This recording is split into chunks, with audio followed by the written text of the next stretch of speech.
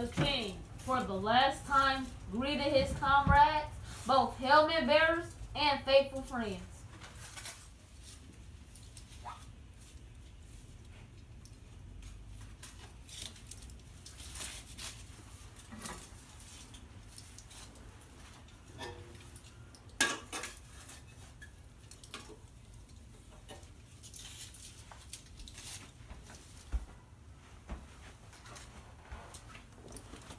I would bear no sword, no weapon to battle with the evil worm, if I knew how else I could close with the fiend as I grappled with Grendel.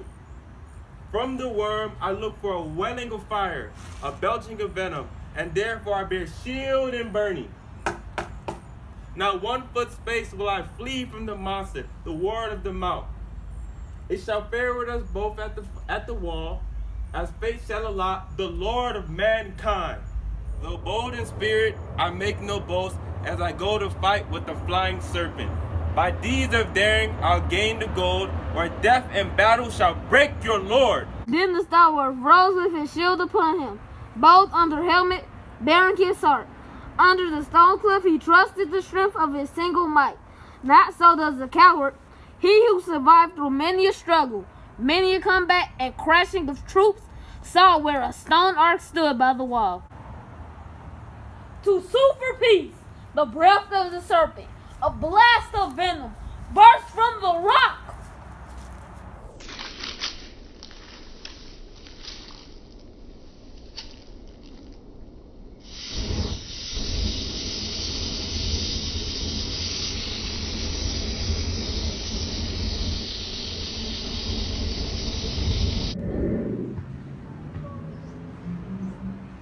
But a sorrowful spirit wailed in the breast of one of the band. The call of kinship can never be still in the heart of a man who was trusting in truth. His name was Wiglaf.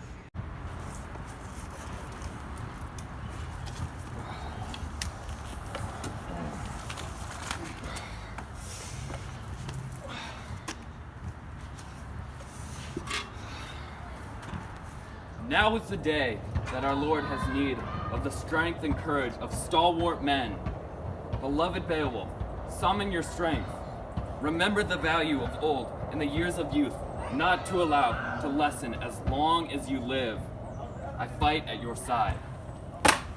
Once again the worm, when the words were spoken, the hideous foe, in a horror of flame, rushed in rage at the hated men. Wiglaf's buckler was burned to the bolts in the billows of fire. His burning of mail gave the young hero no help or defense, but he stoutly pressed on under the shield of his kinsman, when his own was consumed in the scorching flame. Then the king once more was mindful of glory, swung his great sword blade with all his might, and drove it home on the dragon's head.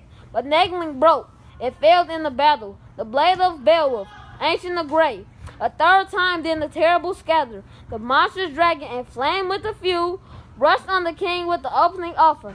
Fierce and flaming, fast his fang in Beowulf's throat. He was bloody with gore. His lifeblood streamed from the wailing wound as they tell the tale in the king's sore need.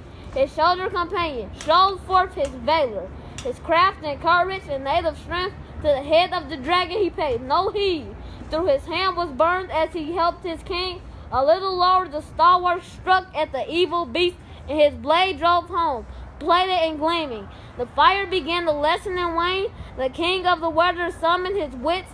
He drew the dagger he wore on his corselet, cutting and keen, and slit asunder the worm with the blow. As they felt the foe and wrought their revenge, the kinsmen together had killed the dragon. So a man should be when the need is bitter. That was the last fight Beowulf fought. That was the end of his work in the world.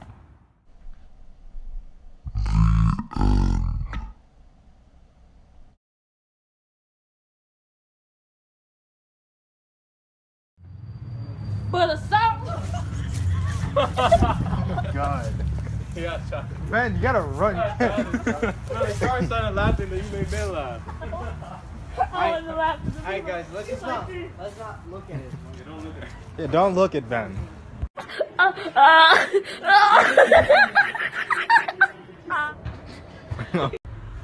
But a sorrowful spirit wailed in the breast of one of the men. I think we're Ben. who bestowed these rings, that we would repay for the ward gear and heart helmets and heart. That was good. What's it on? That's dumb.